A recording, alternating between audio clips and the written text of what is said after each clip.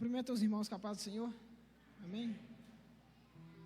Glória a Deus. É motivo de grande alegria e gratidão, primeiramente, para com Deus, por mais esta rica oportunidade. Depois também gostaria de saudar a pastora Zimar, líder do ministério, e o presbítero Edgar pela oportunidade, no nome de Jesus. Para não perdermos muito do nosso tempo, abra sua Bíblia comigo na carta escrita à igreja de Galácia, na carta aos Gálatas, capítulo 5.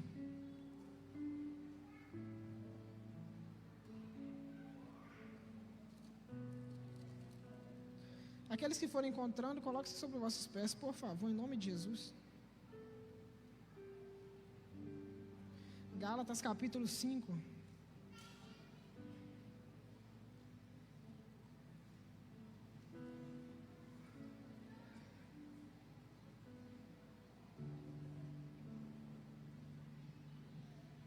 Iremos ler o versículo 11 e 24. Escrito está assim: Eu, porém, irmãos, se prego ainda a circuncisão, porque sou, pois, perseguido, logo, o escândalo da cruz está aniquilado. E os que são de Cristo crucificaram a carne com as suas paixões e concupiscências. Vou reler o versículo 11 para a nossa memorização.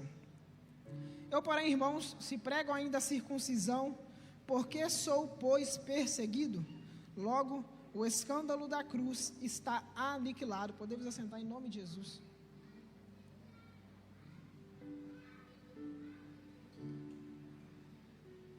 Na minha breve oportunidade, eu gostaria de falar de um tema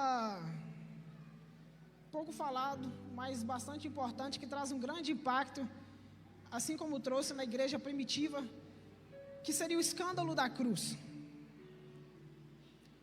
A cruz, que para nós simboliza muita coisa boa, simboliza, né, gratidão, redenção, salvação, transformação. Só que para um grupo de pessoas, a cruz também é um escândalo, e provoca escândalo nessas pessoas. As igrejas da Galácia estavam enfrentando um momento muito complicado e complexo, de completa separação de Cristo. Os Gálatas, após terem tido um relacionamento com Cristo, após terem aceitado Jesus como nosso único e suficiente Salvador, após terem ouvido os conselhos e as pregações de Paulo, vai acontecer algo que eu e Cristo não desejamos que aconteça com ninguém. Eles vão enfrentar uma queda espiritual em suas vidas e em suas igrejas. Eles não vão enfrentar um esfriamento ou um enfraquecimento, eles vão realmente enfrentar uma queda espiritual. A igreja de Gálatas havia caído da graça, porque tem como também cair da graça. Mas o que é cair da graça, pregador? Cair da graça é rejeitar a mesma e se voltar àquela velha aliança, se voltar à velha lei, se voltar para o velho modo de vida, debaixo da servidão do pecado, debaixo da servidão da lei, totalmente exposto ao pecado. Os Gálatas tinham caído da graça e estavam expostos ao pecado agora. Era isso que tinha sucedido às igrejas.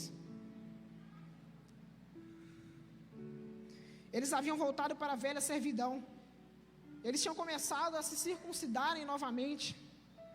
Eles voltaram e se sujeitaram novamente a uma coisa que já era passada, ao jugo da lei. Do capítulo 1 ao capítulo 2, Paulo vai mostrar para eles a sua inconstância espiritual. Vai mostrar a eles os motivos deles terem então sido tão fracos, deles terem caído da graça. E vai vindicar, e vai mostrar e revelar para eles a autoridade divina do seu apostolado e da sua doutrina. No capítulo 3, Paulo mostra que a lei é impotente, ela é incapaz de salvar o homem, e que ela só pode conduzir o homem até Cristo. O restante da salvação é por conta de Cristo.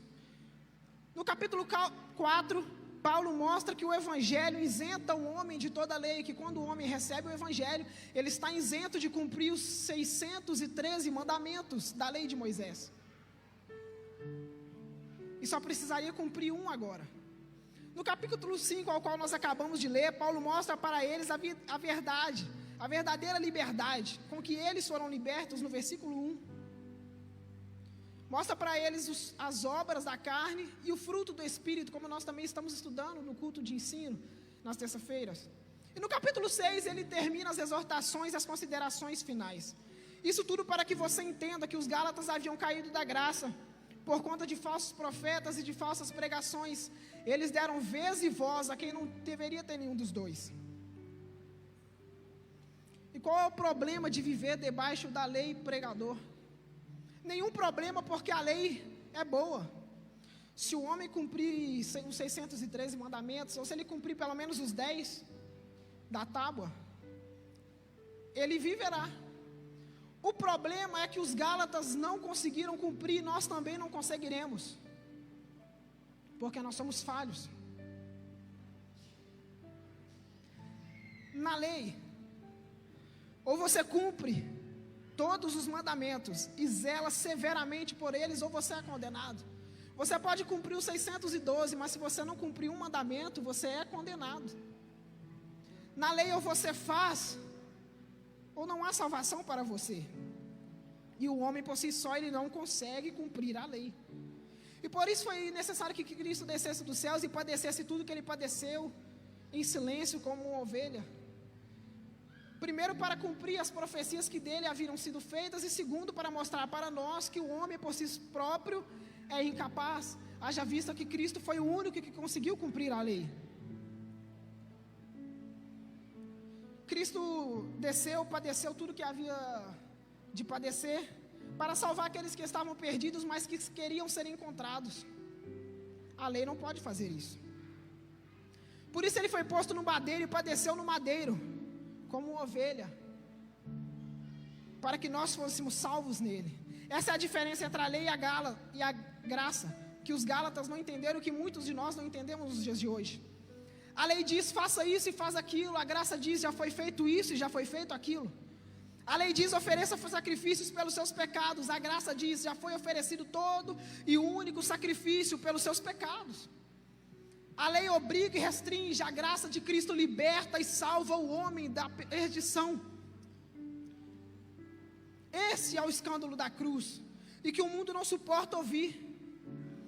O escândalo da cruz é um justo que se fez pecado para que os injustos fossem feitos justos. Eu vou repetir. O escândalo da cruz é um justo que desceu do céu e se fez pecado para que milhões de injustos fossem feitos justos nele.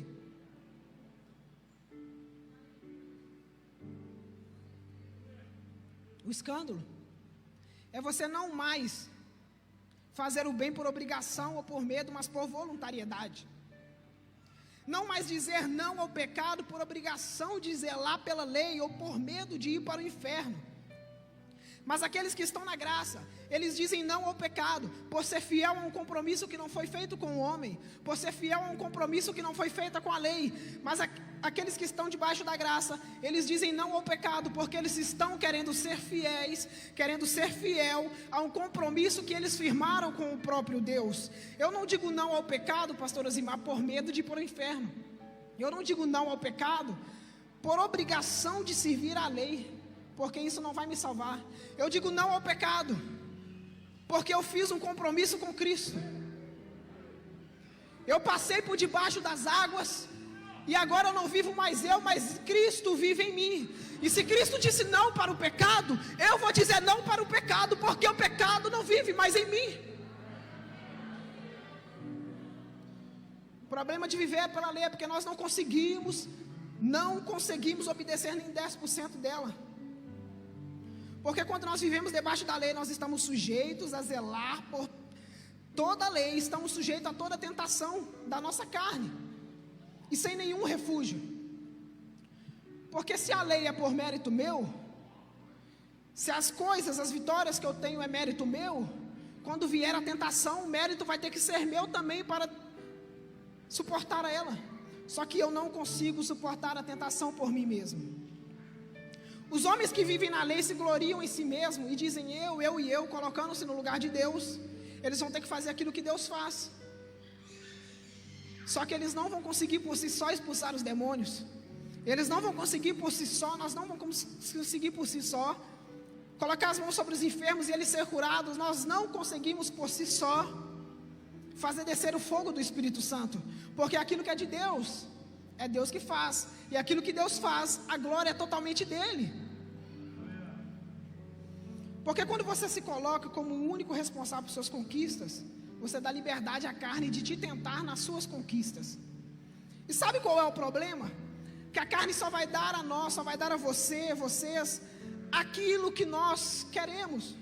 Mas isso é bom, pregador? Não é não. A carne não vai nos envolver em um acidente. A nossa carne não vai nos colocar na cadeia.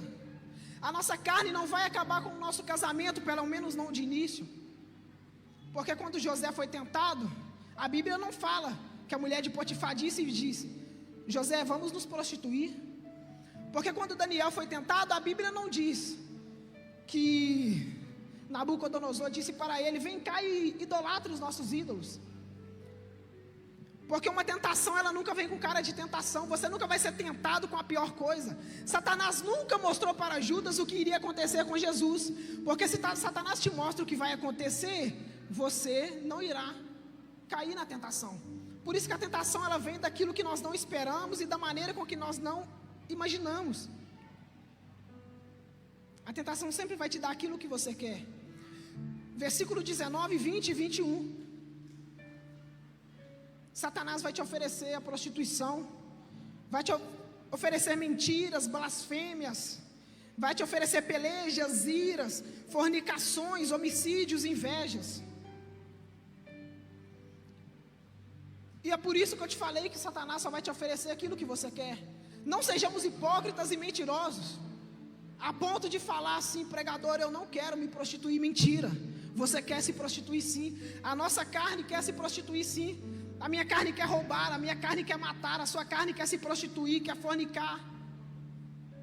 Você é casado e vê outra moça passando, a sua carne quer olhar para ela. A sua carne vai querer tudo que Deus condena. Mas o que eu faço, Simon, para não cair na tentação da minha carne? Simples. Ou você obedece os 613 mandamentos, ou você toma posse do único sacrifício que Cristo fez na cruz do Calvário. Porque o texto, versículo 24, que nós lemos também, diz que só os que são de Cristo conseguem vencer o pecado. Mas o que é ser de Cristo? Ser de Cristo é estar em Cristo, literalmente um lugar gracioso e bondoso, estar no lugar chamado Cristo continuamente. Como o versículo 25 fala, se você não fechou a sua Bíblia, acompanhe comigo. Estar em Cristo é viver neste lugar, seguindo as regras deste lugar. Mas este lugar não tem 613 regras. Este lugar só tem uma regra: amarás o teu próximo como a ti mesmo. Só que Cristo conseguiu diminuir 613 em um. E sabe qual que é o incrível? Que nem esse um nós conseguimos cumprir. E Cristo, sabendo que Ele diminuiu 613 em um e sabendo que nós não ia cumprir, é aí que entra a graça. Porque nós temos que tentar ser santos, nós temos que tentar fazer o bem. Cristo sabe que nós não vamos conseguir, mas Ele sempre está lá com a mão estendida para nos perdoar, para nos curar, para nos libertar, para nos tirar do lamaçal do pecado. Aqueles que estão em Cristo crucificam a sua carne com as suas paixões e concupiscências. Nós devemos dizer não diariamente, não por obrigação, que nem eu falei, ou não por medo, mas porque nós firmamos um concerto com o próprio Deus e zelamos por este concerto com fidelidade. Nós que estamos dispostos a crucificar a nossa carne, as nossas paixões, os nossos pecados e concupiscências, devemos dizer não ao pecado e sim para Deus. A prostituição vai bater na sua porta, mas que isso, pregador? Sim, a prostituição vai bater na sua porta, na porta da sua casa, e não é eu profetizando coisa ruim, é Bíblia. Porque não foi Josué que foi até a mulher de Potifar, mas foi a mulher de Potifar que veio até José. Então a prostituição vai bater na sua porta, pode ser amanhã ou pode ser hoje mesmo, mas você deve dizer não. A fornicação vai bater na sua porta, Satanás vai estar te tentando, mas você deve dizer não. O adultério vai bater na sua porta, mas você tem que dizer não. As bebidas, as drogas vão bater na minha porta, mas eu tenho que dizer não. O pecado vai bater, mas é não, não e não. Não por medo, por obrigação, mas porque nós tomamos posse do sacrifício que Cristo fez na cruz do Calvário. E aquilo que Cristo fez, nós queremos fazer também.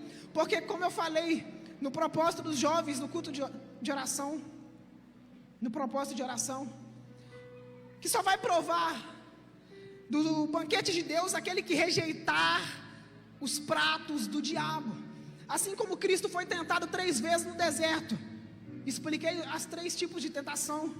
Ele venceu, nós devemos vencer também. Cristo não disse não a Satanás por medo de Deus, mas Cristo disse não a Satanás porque Ele desceu com a missão. E a missão que Deus vai me dar, a mim e a você, nós devemos cumpri-la, não por obrigação, mas por ser fiel àquele que nos chamou. Aleluia. Já estou terminando. Nós vivemos na contramão do mundo, e não de mão dadas com Ele, como os Gálatas fizeram por um momento, e muitos de nós crentes fazemos. Vocês acham mesmo que o diabo não pode persuadi-los? O diabo está nessa terra há mais de 6.000 anos. Ele viu Adão, ele viu Eva, Abraão, Isaac, Jacó. Ele tentou Moisés, ele tentou Daniel, Josué, Zacarias, Malaquias, Pedro, Tiago, João, Paulo. O diabo estudou minuciosamente todos os heróis da fé. Você acha mesmo que se Deus não permitir, Ele não vai acabar com a tua vida? Mas o que impede o diabo de acabar com a tua vida, com a tua família, com o teu lar, é uma mão que está continuamente sobre ele, uma mão restringidora, e que não vai tocar nele, não vai tocar em você, na sua família, nada, enquanto esta mão estiver sobre você. Porque o diabo tem poder para muitas coisas, mas aquilo em que a mão de Deus está, o diabo nem homem algum pode tocar.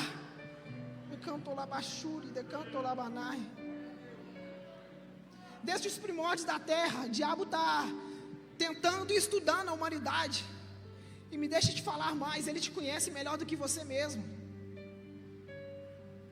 Um homem que dos 12 apóstolos conseguiu trair Jesus, fez o que fez na humanidade. Você acha que ele não tem poder para acabar com a tua vida? Mas ele só vai acabar quando você cair da graça. Por isso que Paulo escreve aos Gálatas, porque os Gálatas estavam indo diretamente para o inferno. Eles haviam se convertido e estavam na igreja, mas eles haviam caído da graça há tanto tempo que eles não perceberam. E quantos de nós hoje em dia, vocês podem estar me escutando, eu posso estar pregando, podemos ter caído da graça e não percebido. E podemos estar vivendo a antiga aliança, novamente achando que nada de ruim vai acontecer com nós. Só que num piscar de olhos, Cristo pode voltar, ou eu e você podemos fechar os olhos para essa terra. E o que vai acontecer depois disso? Se os Gálatas continuassem, Paulo não avisasse, eles iriam para o inferno. E por isso que eu estou cercado, pastores, presbíteros, missionários, evangelistas, pregadores, sobem e avisam que Jesus está voltando, para nos arrependermos. Os Gálatas escutaram a Paulo, então cabe a nós escutar a tudo que estes homens de Deus estão falando, porque Cristo vai voltar, e por enquanto a mão dele está sobre as nossas vidas, mas no momento que a trombeta tocar, e essa mão não estiver mais sobre nossas vidas, teremos de arcar com tudo o que não fizemos nesta terra. E por isso que é muito perigoso nós cairmos na graça, porque uma vez tendo uma queda desse tamanho espiritual, o único jeito de voltar vai ser 7 vezes pior. Porque se já foi difícil para alguns aqui aceitarem a Jesus, imagina depois de ter caído da graça, imagina depois de ter provado do Espírito Santo. A apostasia em que os Gálatas estavam entrando, Paulo advertiu-os antes: não proveis do prato do diabo. E hoje eu estou falando para você, Satanás vai oferecer a nós inúmeros pratos, a vocês inúmeros pratos. Só que se você é fiel àquele compromisso que você fez com Cristo, se você é fiel àquele dia que você mergulhou nas águas, você deve dizer não, porque uma vez caído da graça, não tem mais salvação. Meu Deus. Então escuta, igreja, aquele que quiser ser salvo, que ouça. A Bíblia repete esse termo várias vezes. Quem quiser que escute. Então está aqui, está subindo, não só aqui no mundo, está subindo e subindo pregadores e dizendo que Jesus vai voltar. Então você quer ser salvo, escute eles.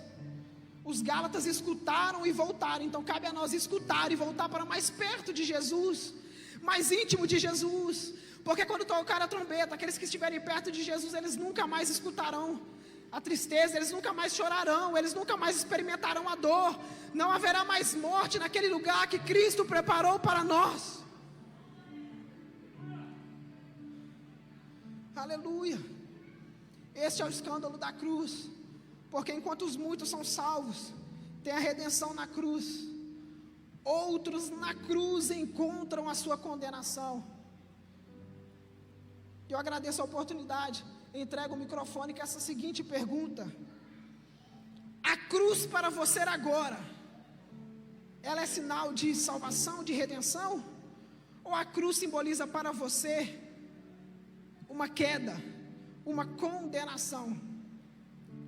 Porque num piscar de olhos Jesus vai voltar, e aquele que não estiver carregando a sua cruz, ele vai ficar. E daquele dia em diante não haverá mais salvação, não haverá mais misericórdia, não haverá mais benevolência, mas os homens experimentarão do furor da ira do Senhor. Aleluia.